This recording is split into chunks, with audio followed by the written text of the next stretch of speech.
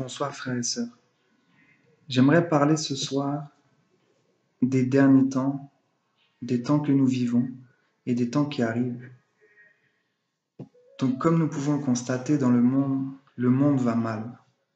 Et malgré l'aveuglement de ceux qui vivent dans les délices, nous pouvons quand même constater, si nous avons un peu de discernement et que nous regardons un peu ce qui se passe dans le monde, que le monde va mal et que les choses empirent. Donc, j'aimerais parler ce soir sur le fait que nous sommes dans les derniers temps et que nous sommes à la veille de l'enlèvement de l'Église et à la veille du retour de Jésus-Christ. Donc j'aimerais prendre un passage dans la Bible, plusieurs passages. D'abord dans 2 Timothée 3:1 jusqu'au verset 5.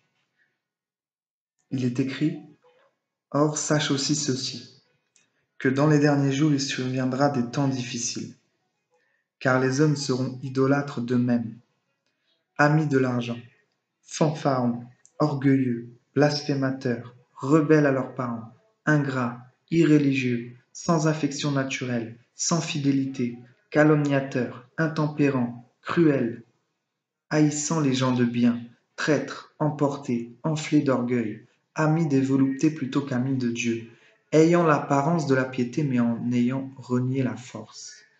Éloigne-toi donc de tels gens. Donc ici, Paul parle à son enfant dans la foi, Timothée. Et il lui dira que dans les derniers jours, il subviendra des temps difficiles. Donc ici, nous voyons que ce que Paul veut dire à Timothée, ce n'est pas que à son époque il n'y avait pas ce genre de choses, puisque ça y était déjà, puisqu'à la fin il lui dira éloigne-toi donc de tels gens, c'est que ce genre de personnes existait déjà. Mais il dit que dans les derniers jours, il subviendra des temps difficiles. Il parle au futur. Et ce qu'il veut dire ici, c'est que ces choses vont s'amplifier. Donc ça prendra beaucoup d'ampleur et ce sera de pire en pire. Donc nous voyons aujourd'hui que les hommes sont idolâtres d'eux-mêmes. Vous voyez, les hommes se prennent pour leur propre Dieu. Les hommes s'aiment plus qu'ils n'aiment les autres ou qu'ils n'aiment Dieu. Vous voyez, ils sont idolâtres d'eux-mêmes. Ils peuvent passer des heures devant la glace en se regardant parce qu'ils sont idolâtres d'eux-mêmes. Ils aiment se mettre en avant. Ils aiment mettre le moi en avant. Vous voyez? Et ces gens se prennent pour leur propre Dieu. Et c'est terrible. Et nous voyons de plus en plus ce genre de personnes. Ensuite, nous voyons que les hommes seront amis de l'argent. Donc, de plus en plus amis de l'argent. Et nous voyons que l'argent, justement, pose beaucoup de problèmes dans le monde parce que les gens vendraient leur mère pour l'argent. Beaucoup tueraient pour l'argent. D'autres vendraient les organes de leurs petits frères pour l'argent.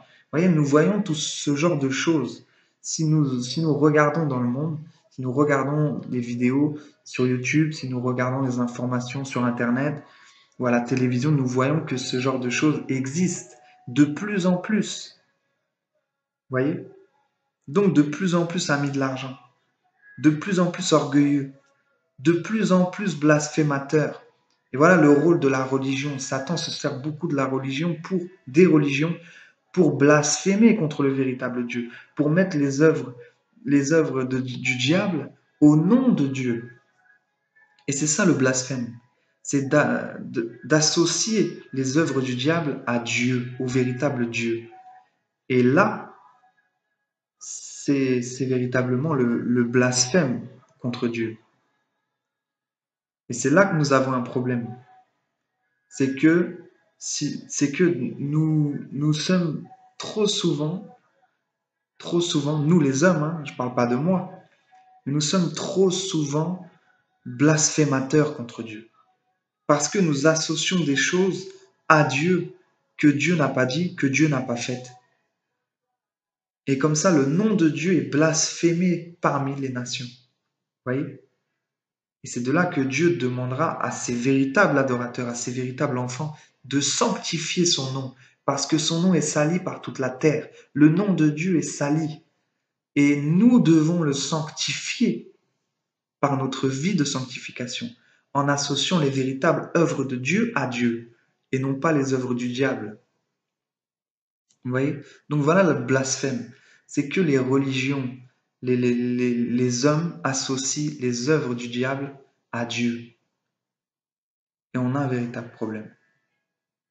Donc on voit que les hommes seront de plus en plus rebelles à leurs parents. Donc ça c'est pareil, on peut le constater même autour de nous. Il n'y a pas besoin de regarder la télé pour voir que les enfants sont de plus en plus rebelles à leurs parents. Ingrats, irréligieux. Il n'est pas question ici euh, de la religion, il est question ici de la Bible, de la religion selon Dieu, pas selon les hommes.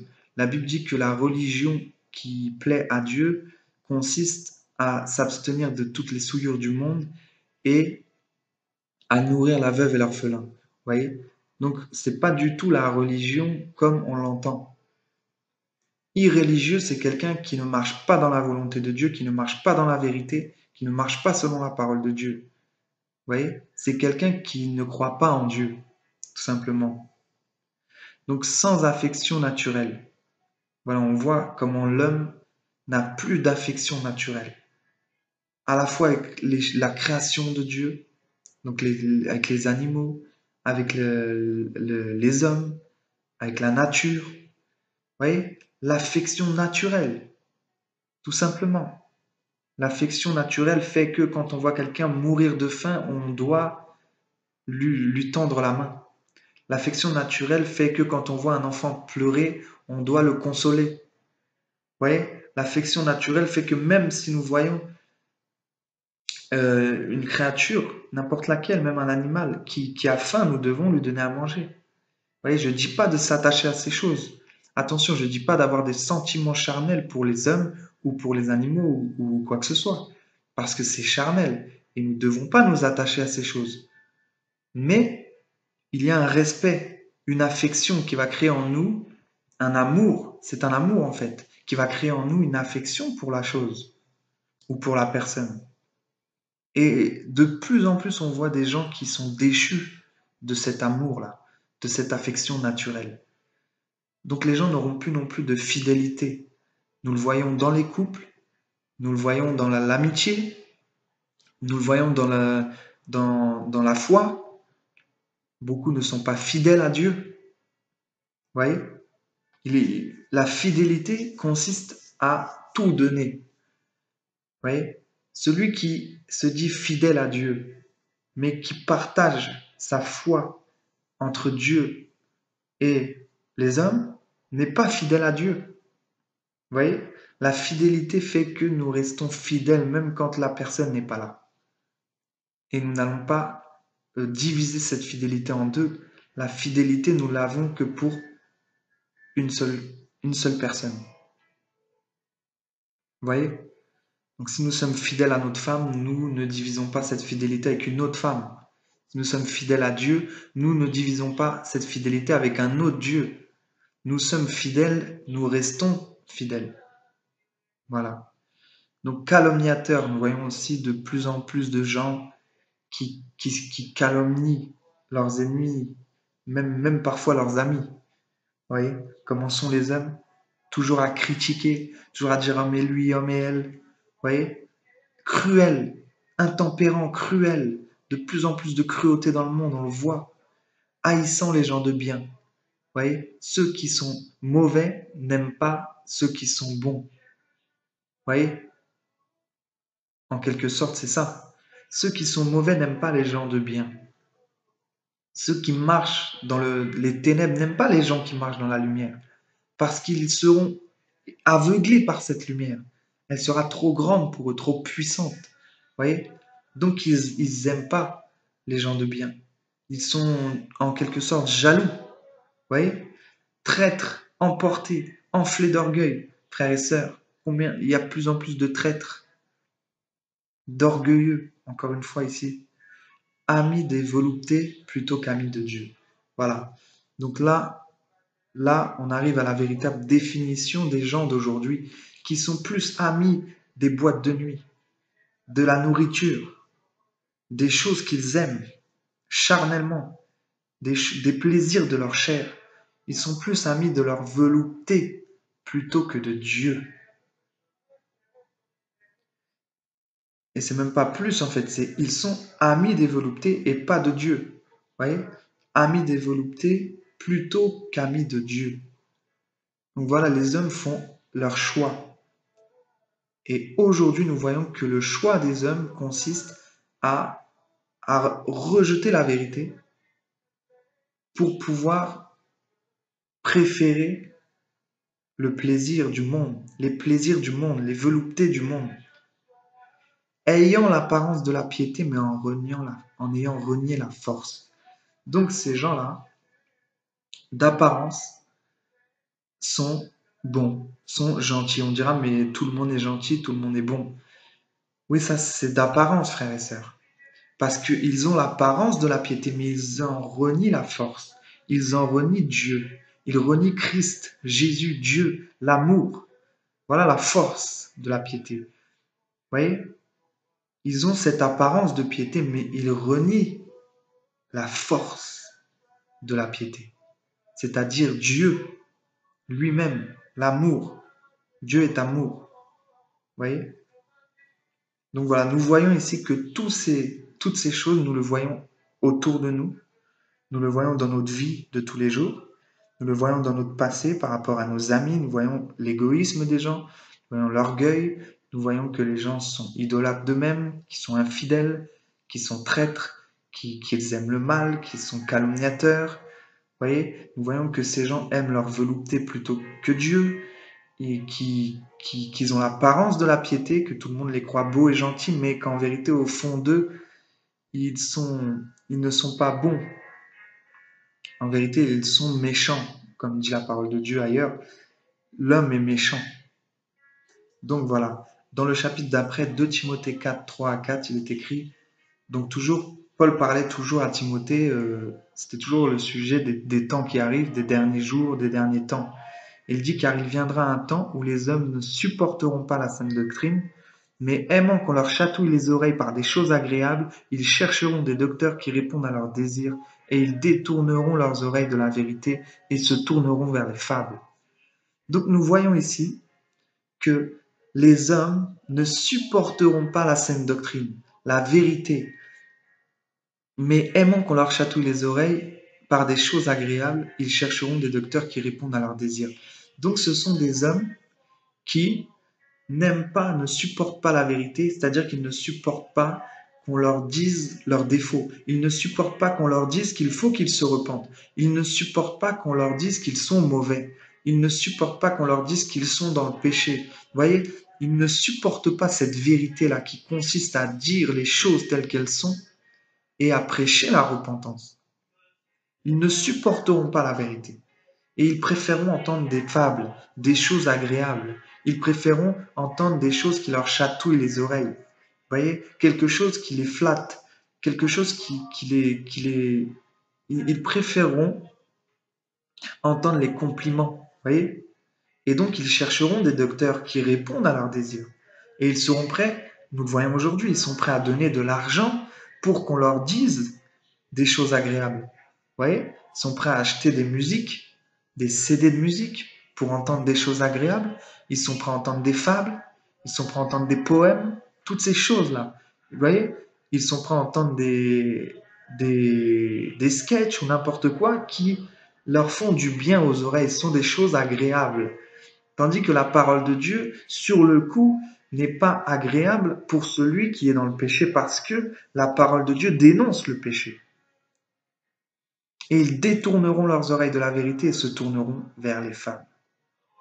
Donc voilà. Donc on voit clairement que les hommes, et on le voit aujourd'hui, préfèrent les fables à la parole de Dieu. Pourtant, la parole de Dieu est la seule parole qui peut nous donner la vie éternelle. Parce qu'en elle était la vie, nous dit la parole, Jean 1. En elle est la vie, et la vie est la lumière des hommes. Mais la lumière, comme je disais, éblouit ceux qui sont dans les ténèbres. Ça les rend aveugles. Vous voyez? Parce que ces gens-là ne veulent pas sortir des ténèbres. Vous voyez? Donc, nous continuons dans Jude 1, 17.